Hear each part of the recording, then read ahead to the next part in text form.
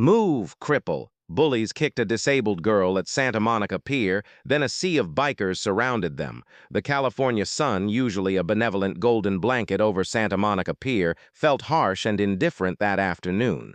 17-year-old Maya sat in her wheelchair near the edge of the bustling promenade, the rhythmic crash of the Pacific a familiar, soothing counterpoint to the chaotic symphony of tourists, street performers, and distant carnival music. Her cerebral palsy meant walking was a monumental effort, but her spirit was as bright as the ocean spray. She'd come to sketch the Ferris wheel, its colorful lights just beginning to flicker on in the late afternoon haze, a ritual of quiet observation that grounded her amidst the world's noise. Then, the noise changed. It wasn't the joyful shriek of children on the carousel or the tinny melody of a karaoke.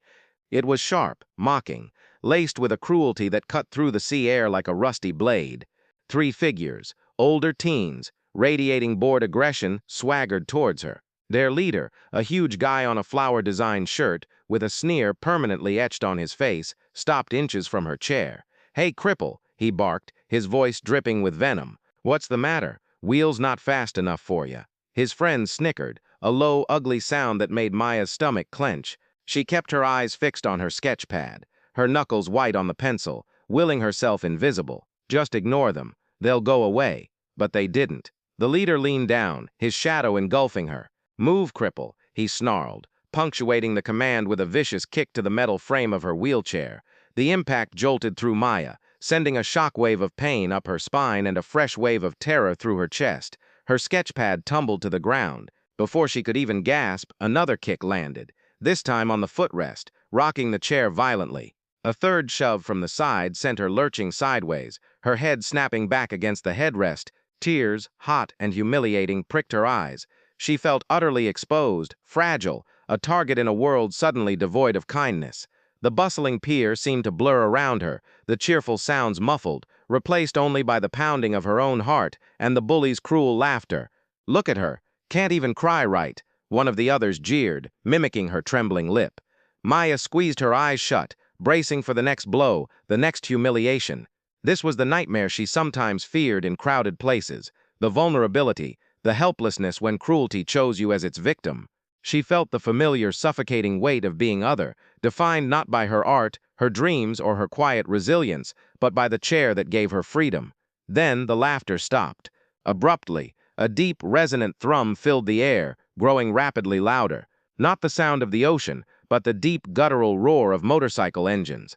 Dozens of them. Maya dared to open her eyes. Streaming onto the pier from the bike path, converging from the boardwalk entrances, came a sea of chrome and leather. Not a disorganized mob, but a disciplined rolling wave of motorcycles, Harleys, choppers, cruisers, their riders clad in vests adorned with patches, bandanas tied around their heads or necks.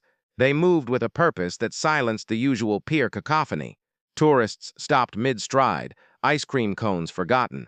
Street performers paused. The bullies froze, their smirks evaporating into slack-jawed confusion, then dawning fear. The bikers didn't roar or shout. They simply surrounded the scene. Engines idled with a low, powerful growl that vibrated through the wooden planks of the pier. They formed a perfect, unbroken circle around Maya and her tormentors, their machines creating an impenetrable wall of steel and silence.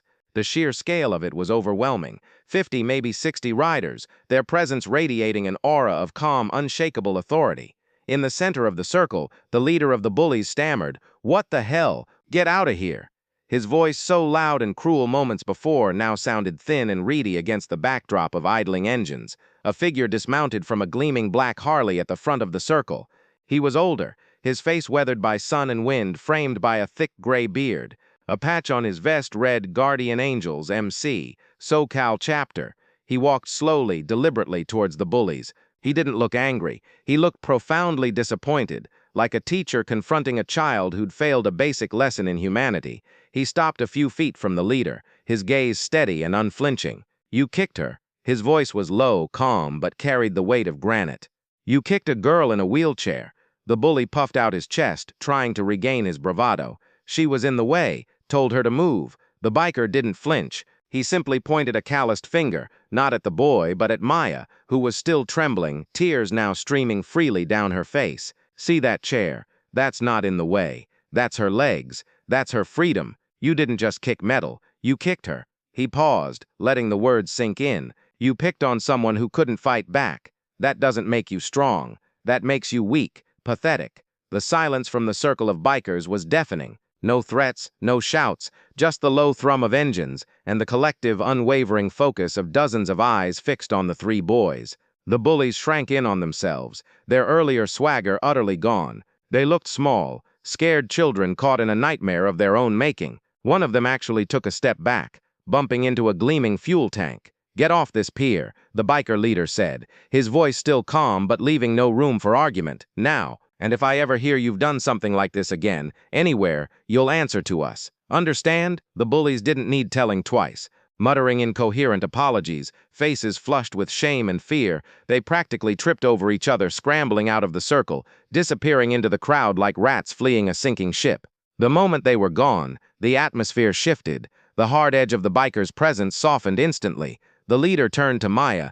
His stern expression melted into one of profound gentleness. He knelt beside her wheelchair, careful not to loom over her. "Hey there, sweetheart," he said softly, his voice now warm as the setting sun. "You okay? They hurt you?" Maya, still shaking, managed a small nod, wiping her tears with the back of her hand. "My sketch pad." Before she could finish, another biker, a woman with kind eyes and intricate tattoos snaking up her arms, had already retrieved it from the ground. She carefully brushed off the dust and handed it back to Maya with a gentle smile. "Here you go, honey. Beautiful drawing." The leader gently checked the wheelchair. "Looks like they just rattled it. Didn't bend anything important. You need a ride somewhere? Doctor? Home?" Maya shook her head, finding her voice though it was still shaky. "No, I'm okay. Thank you so much." The gratitude swelling in her chest was overwhelming, mixed with the lingering tremors of fear and the sheer disbelief of what had just happened. The biker nodded, standing up. He turned to his brothers and sisters in leather. "All right, Guardians, show's over. But let's give this young lady some space to breathe. Yeah?" He winked at Maya. "We'll be cruising the perimeter for a bit. Just in case those cowards get any dumb ideas, you take your time." As the circle began to dissolve, the bikers didn't just ride off. They gave Maya small nods, thumbs up, gentle smiles. One older rider with a long gray braid even saluted her. The deep thrum of their engines returned, but now it sounded protective, a lullaby of steel instead of a threat. They formed a loose, watchful perimeter along the pier's edge, a silent, mobile shield. Maya sat there, the adrenaline slowly ebbing, replaced by a profound sense of safety she hadn't felt since the attack began. She looked down at her sketch pad, the half-finished Ferris wheel suddenly feeling insignificant. Her hand, still trembling slightly, reached not for the pencil, but to touch the cool metal of her wheelchair armrest, the object of the bully's scorn, now a symbol of the unexpected sanctuary it had provided, and the incredible humanity that had rallied to defend it. The sun dipped lower, painting the sky in fiery oranges and purples, reflecting on the ocean, and glinting off the chrome of the guardian angels' bikes. The pier slowly returned to its usual rhythm, but Maya knew she'd never see it the same way again. The cruelty had been sharp and terrifying, a stark reminder of the world's darkness, but the response, the silent, powerful, compassionate intervention of strangers on motorcycles, had been a blinding light. It wasn't about violence, it was about presence. It was about seeing someone vulnerable and saying without words, "You are not alone. We see you. We've got you." As the first stars began to prick the twilight sky, Maya finally picked up her pencil, but she didn't draw the Ferris wheel. She began to sketch the circle of bikes, the determined set of the lead biker's shoulders, the protective curve of the machines around her small, solitary chair. She titled it simply, "The Sea That Saved Me." In that moment, surrounded by the gentle roar of guardians on steel horses, Maya didn't feel like a cripple. She felt seen, protected, and fiercely, unforgettably human. The pier hadn't just been a place of attack. It had become a testament to the extraordinary power of ordinary people choosing, in a single decisive moment, to stand against the darkness. And that, she knew, was a story worth telling, a light worth carrying forward. If you believe in kindness and justice, please like, share, and subscribe to ACA Story Tales for more emotional stories. Your support helps us spread hope to millions. Thanks for watching.